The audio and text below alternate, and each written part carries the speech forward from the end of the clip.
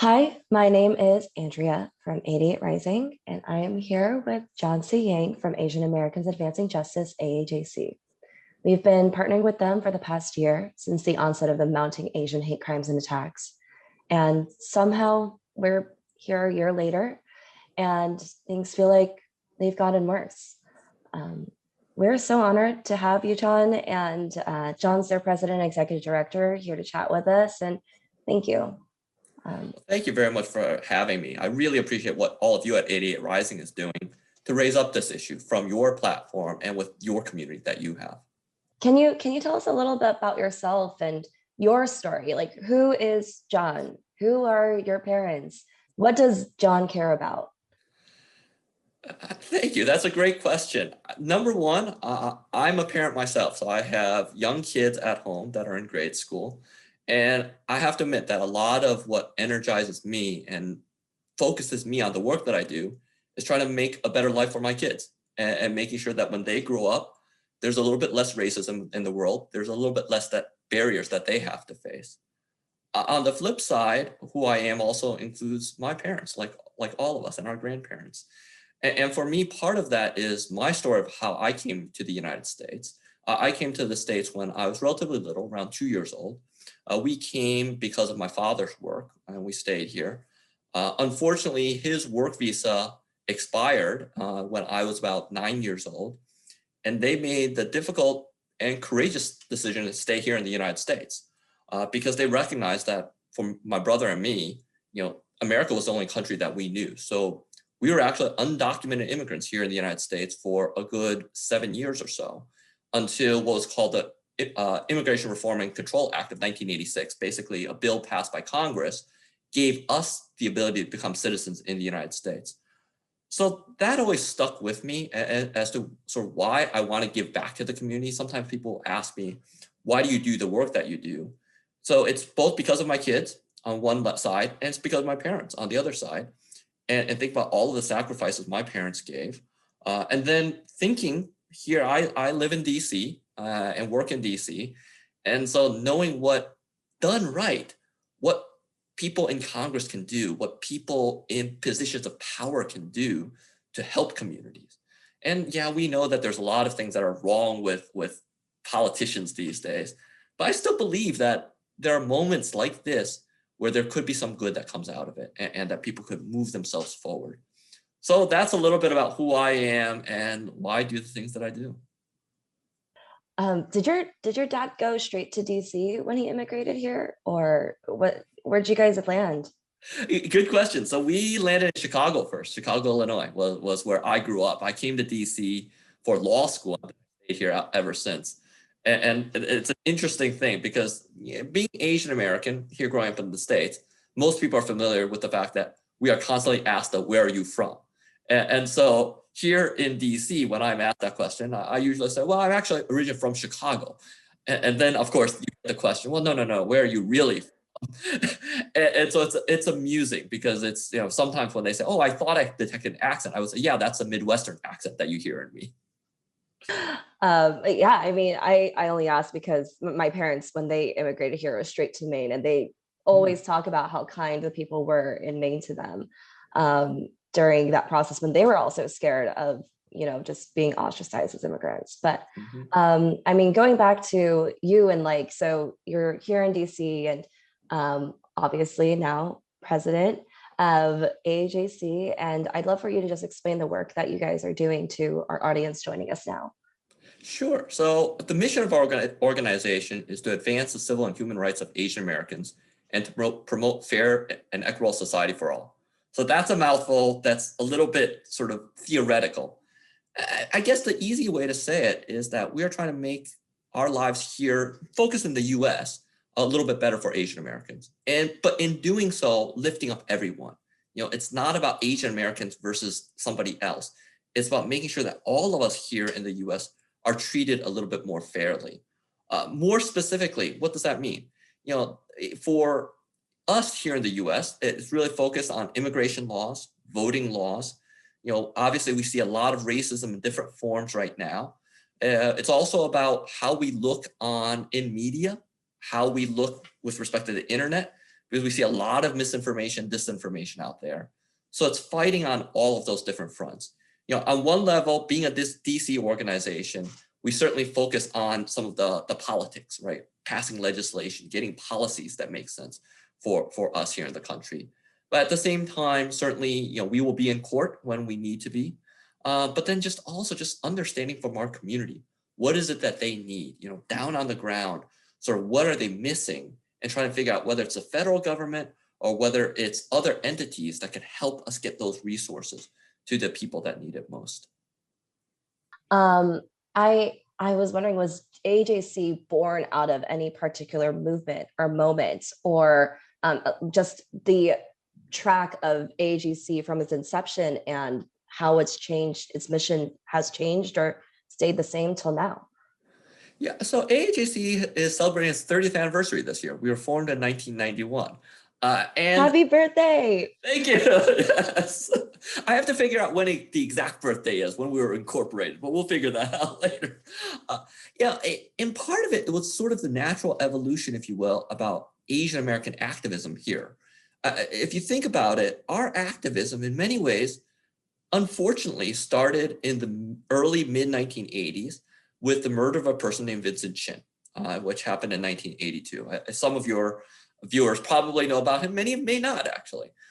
So Vincent Chin was this guy that worked in Detroit who was murdered by two out-of-work auto workers because they thought that he was Japanese, and that because at that time we had an auto trade war against Japan, so to speak. There was a lot of friction because Japan was the rising economic power. And I hesitate when I say that because that's in some ways exactly what we're seeing now. Is now we have these geopolitical tensions with the Chinese government. There's trade frictions between our two governments. And some of the racism that we are seeing is born of that, is that fear of that other, the fear of the foreigner, and the backlash against our community here in the United States. But so what happened after Vincent Chin and after his murder was a number of Asian American communities decided to come together. Because part of it before then, we had Chinese groups, Japanese groups, Korean groups that operate somewhat independently. But if you track the history, that's when really some of the larger Asian American, Pan-Asian organizations started forming. And then slowly people recognized that we need to have a presence here in Washington, D.C. So at that time, there was like the Asian Law Caucus in San Francisco. There was what's called ALDEF, the Asian American Legal Defense Fund in New York, other groups throughout the country. And we all decided that there was a need for a DC presence. And so that's how AAJC was formed.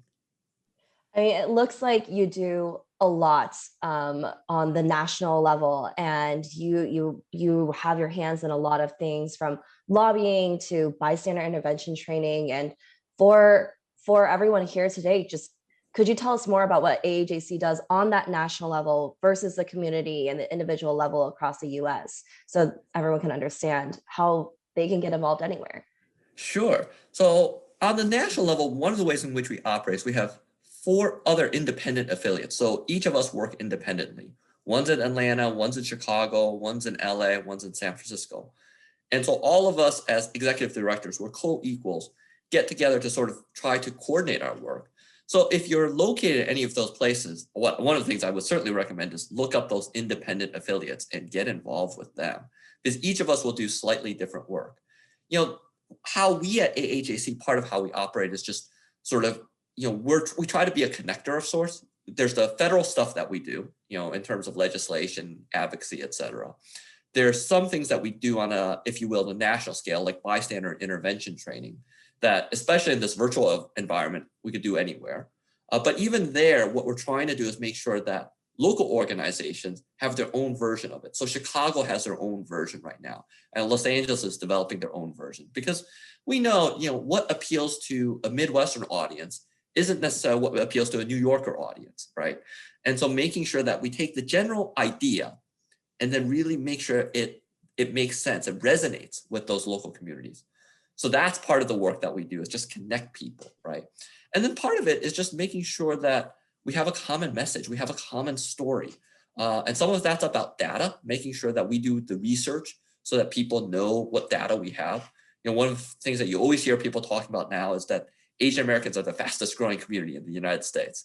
Well, that's because of the census work that we did and making sure that we saw the statistics and made sure that everyone understood the meaning of that statistic, right? To take it down to a very local level, just you could think about how you message around certain things. One of the things I always talk about, people ask, one of the things we just finished with was on the census, making sure that everyone's counted here in the United States. And some people will always ask me, well, why is the census important? And one of the things I always tell people is, well, so I actually live in Fairfax County, which is right outside of DC. If you go to the Costco at Fairfax County, I think actually most recently when I went, I saw 10 different brands of rice, and which is amazing. Now, why is there 10 different brands of rice? Because we know, based on census data, that there's about 18% of Fairfax County that is Asian American. So they know that their clientele wants to eat rice, but not only that, we have different tastes in rice. And so that's a very concrete example of where some of these theoretical policies really have a real world impact on what we see, what we buy, and what we hear. That is important work. And I love that you're able to tie that into our everyday lives, because that's exactly what it's here for, what it means. I mean, for a young person that's listening to that and wondering like, okay, cool, how do I get more involved there? What would you say to them? How do they as an individual help support AAJC in their efforts? Yep. I think there's a number of different ways. I mean, first is I would say, look for your local organizations. And certainly we have a list on our website just to sort of see where you could help out there, because a lot of the smaller community organizations, they need help. I mean, literally it could be help distributing flyers, right? To in this moment when we're dealing with anti-Asian racism, delivering flyers to your local Asian grocery stores, Asian businesses, to let them know sort of how they can make themselves feel a little bit more protected. We talked about bystander intervention training. Certainly, I would encourage people to sign up for those. Certainly, the demand is high right now, but that's a concrete way that you could learn both a little bit about Asian history during this training, but then more directly learn what you can do if you see an act of hate, if you see someone being bullied, someone being taunted because of their Asian American heritage. It empowers you to do something about that. And again, we're not asking people to jump in and try to break people up. I mean, we don't want people to get into harm's way. But if you learn some of these techniques, you're going to be in a better position.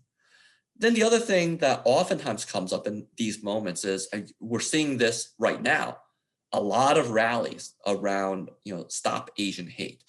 And I do encourage people to come out to these rallies, because what that helps to do is make sure that Asian voices are seen. One of the things that, and you know this from the music industry, trying to lift up Asian voices sometimes is very, very hard, right? And we're rendered invisible in so many different ways. And now there's an opportunity, whether it's through rallies, whether it's through petition drives, to make our voices known. And so and the media is watching right now. The media is actually interested in this. So we have to take this moment, lift those voices up, make sure that we're heard. The other thing I would tell your viewers and listeners is, don't be afraid of making mistakes. Because sometimes I think, especially as Asian Americans, we mute ourselves because we're worried that we're going to say something a little bit wrong, or sometimes we have our own cultural biases about being told by our parents, just stay quiet, do your work. Now's not the time for doing that. And even if you make some mistakes along the way, if you're genuine, people see that, and they will forgive you for the word choices that you make. And I think it's much more dangerous to keep silent because you're worried than to speak up and be a little bit off. I appreciate all of that, and I think it's all very, very valid. I mean, we are talking right now because the last 12 months in particular have been quite traumatizing for the AAPI community. And this might be, for a lot of our audience, the first real public experience of anti-Asian hate that they're seeing on a larger scale. And so how has this particular moment with the rallies and folks going out and being more active and voices getting out there, how has this moment shaped the work that you are doing and the conversations that you guys are having now?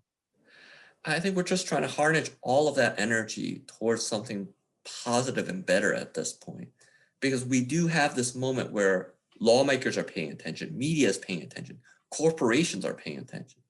So how do we use that to tell our stories better, tell our community stories better, and then use that to drive more resources to our communities? So it's definitely changed. And this is where I would, again, ask everyone to stay involved.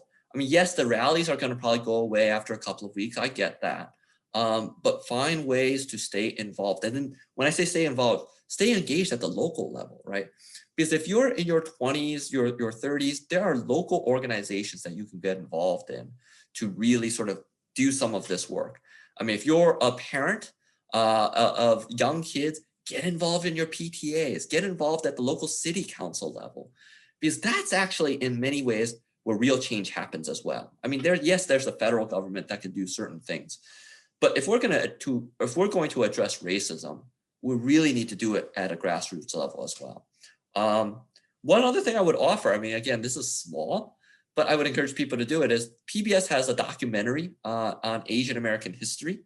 It's about 5 hours. If you haven't seen it yourself, go see it, because it's wonderful in telling our history as Americans here in the United States.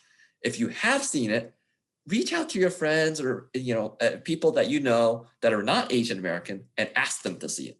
Because that's, again, part of making ourselves visible and having people understand our history here. Because if we're going to erase racism, and it's going to take all of us to do that, it requires that sort of education. It requires that sort of understanding. And one thing I would say about that is to also make sure, as we're all doing this work, to not make this, I've heard some people call this the suffrage Olympics or something like that, is when we're talking about racism, make sure that we include Black and brown voices, make sure that we're including Native American voices, because the reality is we're fighting this racism together. And I don't want this about, and I'll be direct about this, I've seen some signs that say Asian lives matter. I don't like that. I don't like that, because that's not what Black Lives Matter is about. That's about giving them the visibility, giving them the voice that they don't have. Our moment here with respect to racism, yes, we need to address that, but we do not want to take away the voice of other oppressed communities.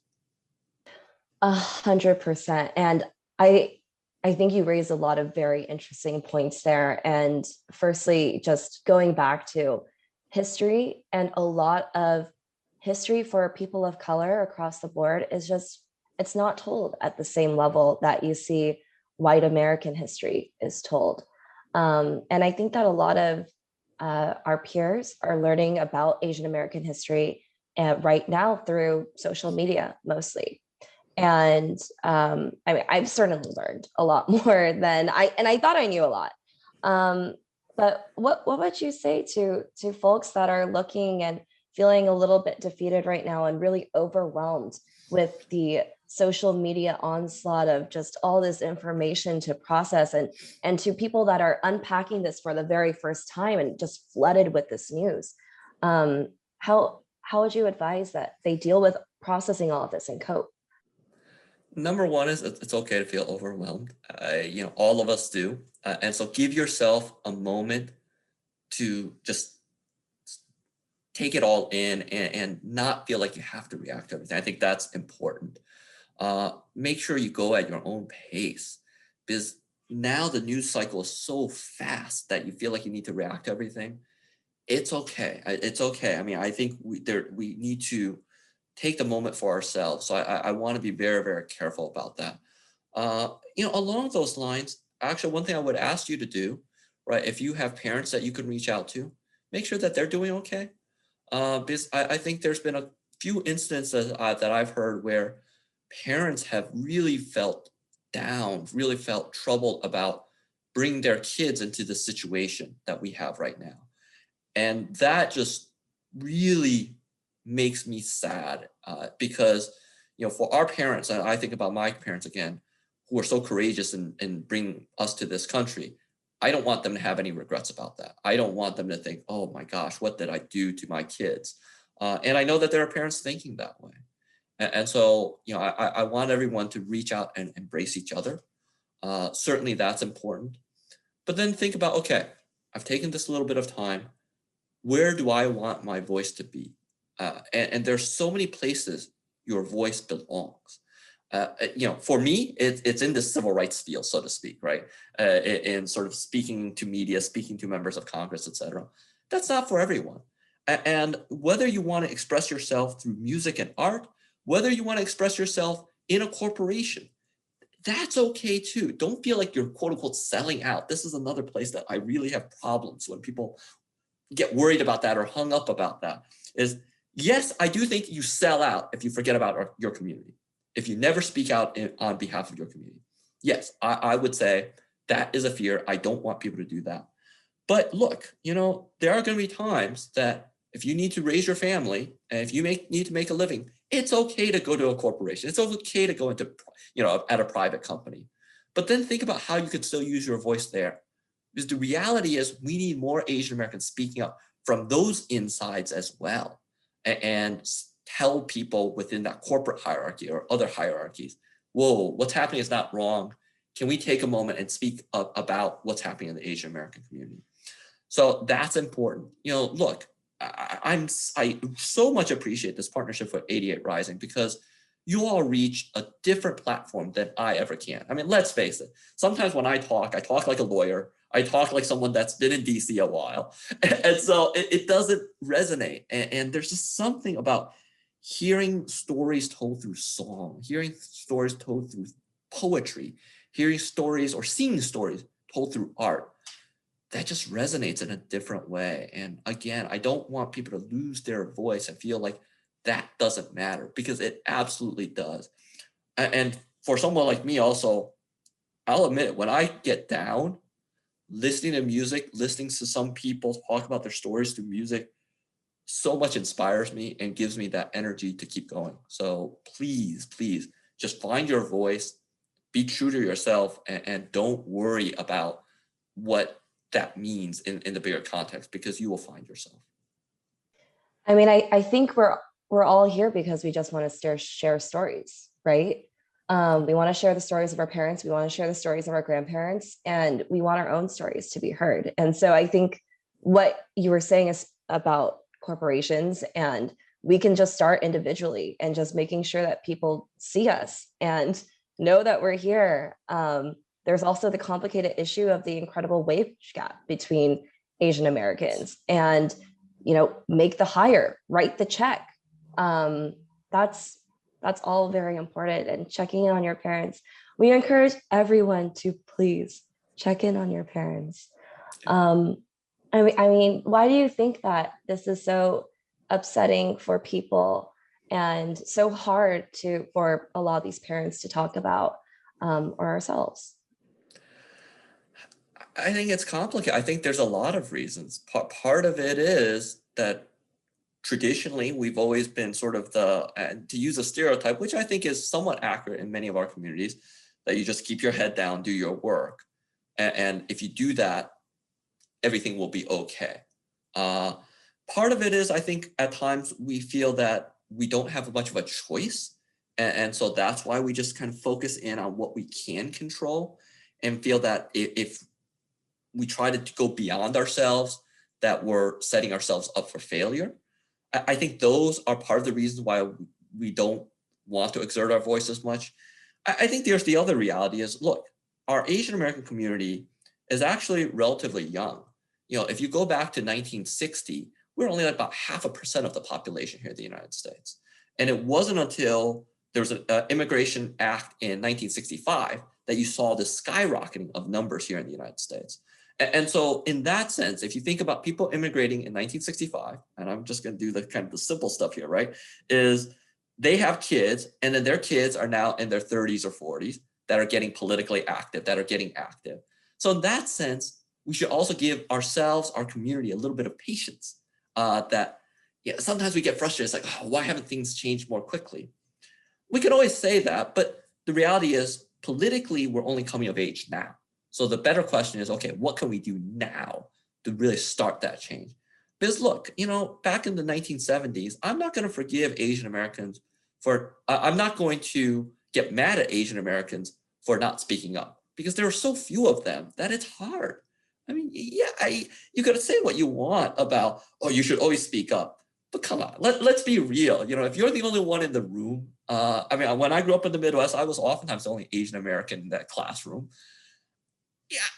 Yeah, I'm not gonna always, if and literally I had this happen to me when I think it was the 7th grade. We were playing this math game. I was playing this math game with my teacher.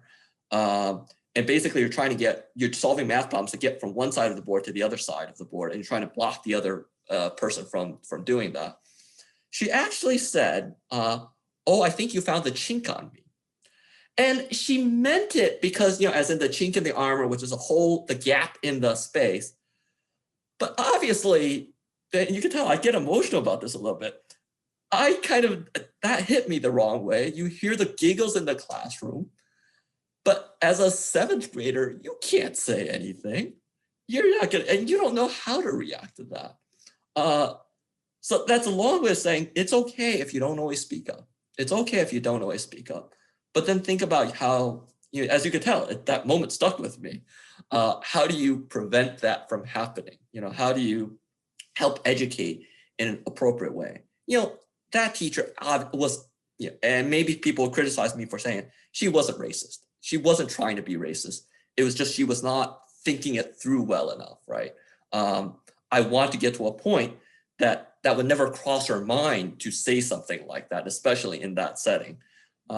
Obviously, again, this was 1979, 80s, so it was still early, and still the percentage of Asian Americans wasn't that great. But I mean, we have work to do. We have work to do. I mean, I think that we're definitely at a place now where that first wave of immigrants coming in, and just that isolating feeling of being the only ones. And now, like you said before, we're one of the fastest growing populations. Thank you, Census.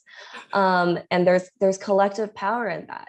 And that's something that we have to remember that our parents didn't have. How does education play a role in all of these discussions that we're having right now? Right. It's core, because look, if we're trying to address racism, how do you do that?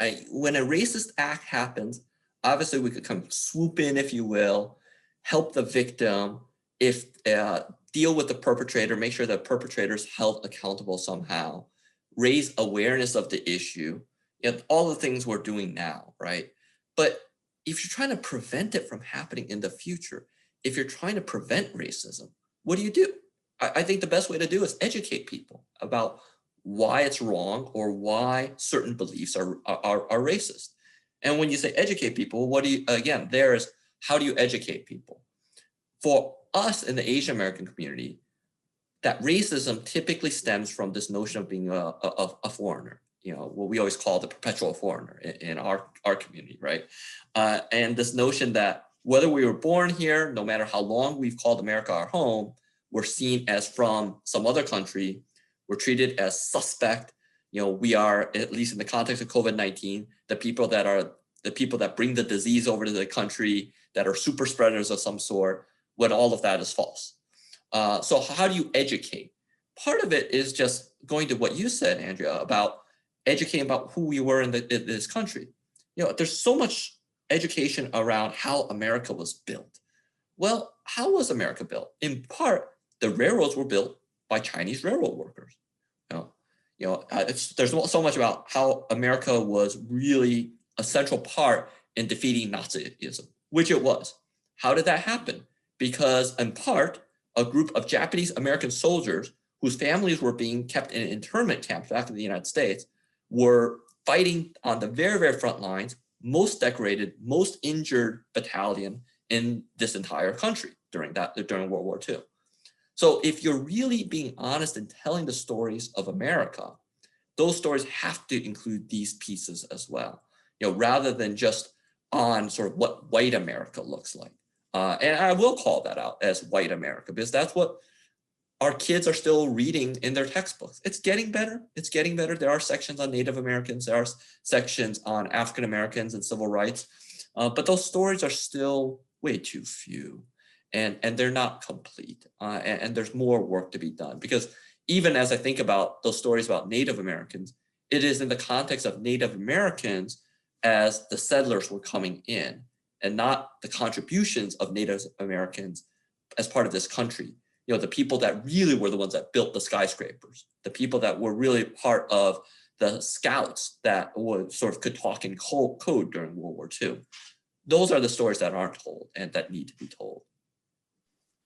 Out of curiosity, what was that? Which battalion was it that you're referring to? It was a 442nd. It's called the 442nd. Technically, I think it's a regiment. I'm not an Army person, so but it was. I think it was the 442nd Regiment of the United States Army. So, John, there's a great deal of historical context that you just provided, and there's history being made right now. Just a few weeks ago, I understand that President Biden has passed a memorandum on anti-Asian racism, and I'd love if you could tell us a little about that. Well, early on in the transition, when President Biden was first elected, the Asian American community already had recognized that there was a lot of anti-Asian attacks, anti-Asian hate that's being directed at our community. So we had made an ask, a group of Asian American leaders had made an ask that the Biden administration address it. And so to the Biden administration's credit, early on, they knew that they had to do something, and they recognized that issuing some type of memorandum as part of the racial equity work that they were doing would help recognize that the Asian American community was suffering, that we were in pain. So that's how it came about. At a minimum, we recognized that having this memorandum showed that the administration cared, and it was something that they were actually going to engage with our community on. Since then, the administration has been true to its word. We've had several meetings with the administration as well as with the Department of Justice to really further this cause. And earlier this week, the House of Representatives, through the House Judiciary Committee, had a hearing on the anti-Asian violence that we've been seeing as well. Can you explain what that achieved and what it set out to do? Sure. So there's two parts to it. One is just to make sure that inside the government, they weren't using any racist terms, and that they were framing all the issues around COVID-19 in a proper way. And then outside the government, they wanted to make sure that they were getting data about this racism that we were seeing, all of the hate crimes, all of the anti-Asian hate attacks that we've seen, and get a complete understanding of what was happening so that they could respond to that in a much more thoughtful way. Because at the end of the day, even though both our organization through a website called standagainsthatred.org, another California organization called stopapihate.org, we try to collect data about attacks against the Asian American community. We know that that's incomplete because it relies on people reporting to us about what they've felt, what they've seen, what they've heard. And without government resources, that's just going to be the tip of the iceberg. And so what we're asking the government to do is really lean into this, understand it better, so that then we could get better resources to our community to stop this from happening. I think that those are conversations that people have at home, right? The simple use of not being derogatory towards Asians in your own lives and your own homes. Well, exactly. And this is a part that I'll admit is frustrating at times. Mm-hmm. You would think that it would be simple. You would think that people would understand, okay, we should avoid certain terms. But the amount of pushback that we have gotten at times for that is baffling. For me, I always think about this as a cost-benefit analysis. I mean, there's no benefit for people to refer to this as this Chinese virus or the Wuhan flu, let alone worse derivations that we've all heard them, right?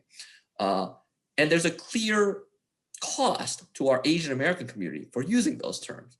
So where you have cost on one side, no benefit on the other side, it seems simple. Obviously, and this is where people in DC sometimes just go awry, but it's not just DC. Apparently it isn't so simple for some people. I don't know why, but it isn't. I mean, that is a tangible thing that at least we as Americans, we as people can come together and do, right? I think that a lot of people are looking around right now and trying to figure out what are the tangible steps and tangible things that I can do to affect my life as an individual and by proxy, my community and my nation. Yep. Yeah. Some of the tangible things, one is, like I've said, bystander training certainly is one step that people can take to help educate themselves. And one of the things I've found about that is not only does it educate yourself to how to respond at that moment, it's just empowering. And when I took that myself, I felt like, okay, I feel empowered. I hope I never have to use this. But the fact that I know something about how to respond makes me feel good. One thing about that is one of the most common reasons people don't get involved in situations like that is they always say, I don't want to make things worse. I'm not sure what to do. And the reality is most things that you would do wouldn't necessarily make things worse. And so again, this gives you those tools. Number two, I would say in terms of for people that want to get involved is I would just go to your local community centers and find ways to volunteer there. And especially if you can speak another language, an Asian language, that is such a huge help. And again, I kind of think about my parents and elders is the way they light up when they see a younger Asian American that can speak an Asian language and help them navigate, whether it's signing up for the internet, paying a bill, anything like that. It's just such a rewarding experience. And again, I just see that as a win-win. They feel better, you feel better. You feel like, hey, yes, I still remember my Chinese from Chinese school. It all works out. So I think that's very tangible. Last thing is just to stay involved, keep up to date on the news, and just pass that information along to people, especially your non-Asian friends, to make sure that they're informed, they have what's really happening. Because for a lot of them, this isn't their common everyday life, which is understandable. So help them understand why this moment has been so difficult for us. I was actually very proud of my daughter, literally just yesterday. She was at a volleyball tournament. She plays volleyball. And I happened to be quoted in the Washington Post, and she was scrolling through her cell phone, and she saw that. She showed her friends that article and explained what was going on and why I was being quoted. And I have to admit, I just nearly broke down, but like, you go, girl, you go. That's great. Yes, you go, Miss Yang. Yeah, I love to hear that. And it's sharing the news. Thank you. At 88, our mission is to amplify underrepresented and unseen Asian artists and make them heard all around the world, no matter the genre or where they're from, right? And we want to do more to serve our community. And do you have any thoughts about how we at 88 can do that? Continue, just weave in those stories, weave in those immigrant stories that you already do, through both their artistry, but then part of the narrative that you all tell. Because I found like the concert that you all did last year, I think it was at the end of May, Asia Rising Forever, I think was the name of it. I may have gotten it a little bit wrong. Just the way in which some of the artists talked about their own personal stories before going to the music was just touching and really deep, because then you also hear that music in a different way. And I so much appreciate that, because again, part of that is just the storytelling that all of us are trying to do and to make us more human. I mean, again, that's part of what we see too often is making Asian Americans into objects. With respect to the Atlanta killing in particular, just the manner in which Asian women were treated is just devastating. And we need to make sure to call that out. We need to make sure to call out how white society has sexualized Asian women and all the stereotypes that go with it. So, part of that is making sure we get that story right and we find different ways to tell it, and giving them the voice to do it, right? And putting it in that context. So you guys already do a great job of that. I just want you to continue doing that, because I don't see many platforms that sort of give both voice to the music, but give a little bit of the backstory behind why the music is what it is. And that's what I think is unique about 88 Rising, is that it does focus on Asian artists and sort of explains to them where that artist is coming from, where their story is. And by doing that, it just humanizes them in a way, because their stories, regardless of what country they're from, is stories that all of us share. Whether it's their struggles, whether it's coming from poverty, whether it's being misunderstood, that's just human. That's just human. And the more that everyone is being seen just at that basic human level, I know that sounds simple, but understood at that basic human level, we get further from getting away from that racism and getting away from you're in this category, you're in that category. We don't talk to each other. That was something another activist was telling me the other day was that, you can commit violence only when you dehumanize a person enough to not recognize it as wrong, to treat them like it's all right to go out and slaughter. But I mean, like you said, there's a spectrum of all these emotions that we're all feeling. And I'd love to ask, like, how are you feeling right now at this moment, John? Are you hopeful? Are you sad? How are you doing? Thanks for asking that, Andrea. I really appreciate that. I'm doing okay, as well as can be expected in this moment. Am I frustrated at times? Yes. Am I angry at times? Yes. But I'm also very focused because this is one of the few moments that we have had in the Asian American community where we really have a chance to change the narrative a little and to tell our own story in a different way and not let others tell our story. So certainly I want all of us to use this opportunity. And again, through all of the different platforms that we have to tell that story, because there are people listening. And through that, make sure that we bond together. The other thing I would say about that is it's very humanizing in another way. I had a meeting with what I would consider my sisters and brothers at the similar types of civil rights organizations. This is the NAACP, the National Urban League, Unidos US, Human Rights Campaign. And it was both empowering, but also very sad. It was empowering because I saw colleagues of mine that I deeply respect that we do work together. But it was also sad because when I look at the NAACP, I see Charleston. When I look at the Human Rights Campaign, I see the Pulse nightclub. When I see the Unidos US and Maldiv, Naleo, I see El Paso. And that's one aspect, is all of us have also this shared pain, this shared experience of pain. And so we all want to use this moment to lift that up and think about how we fight racism together. Because, both racism, some of the misogyny, sexism, as well as the anti-LGBTQ forces that are out there, because that's what we're dealing with.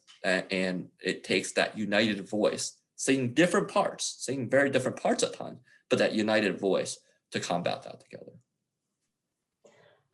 I think we're just about to wrap up here, but I just had one more question. And what would you want our audience to walk out of this conversation with? What is one thing that you want them to take away here?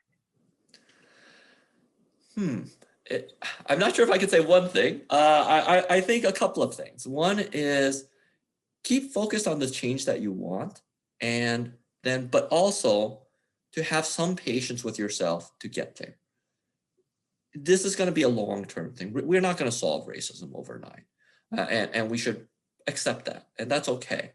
But if all of us do our own part, we are going to get a little bit further along that road. And so take that moment, think about what your voice might be in that moment to move us forward a little bit.